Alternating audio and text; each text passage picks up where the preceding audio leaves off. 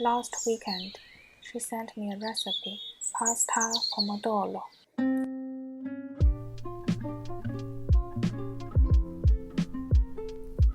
We will need some tomatoes. You could use ripe San Marzano. They are more juicy. But you need to throw them in boiling water for a while. Take them out and peel them. Fill a large pot with some water and bring it to boil. In the meantime, finely chop your onion to bring a little bit of sweetness.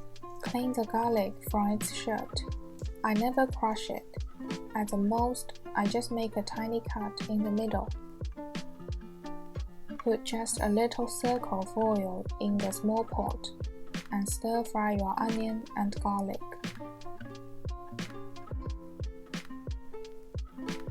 Back onto tomatoes.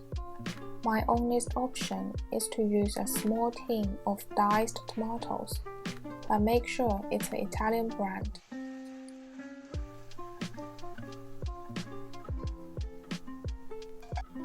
To the sauce, add a pinch of salt, or maybe a pinch or two of sugar if the tomatoes are a bit sour for you. You can add oregano to taste. Basil does never go into the cooking. It must be added later, when the sauce is done and when you switched off the gas. Oh, don't forget about the water. It's boiling by now, so take the lid off and throw in the bubbling water a big pinch of salt. Leave the salt to dissolve. Then throw in the pasta.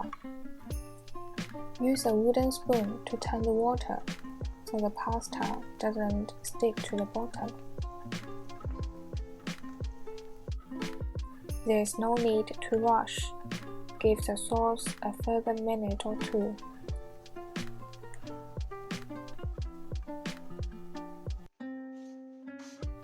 If you worry there's too much sauce, just throw in some bread, because you can use the sauce to the bread later.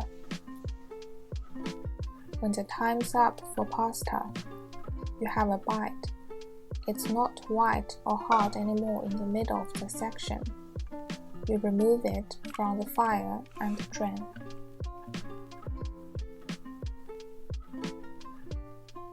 Now the sauce is not too watery. All tastes have melted together. Take out the garlic and throw it away. Add the basil if you had it. On top of the sauce, add a little circle of oil. It's better to add oil later rather than when it's cooking.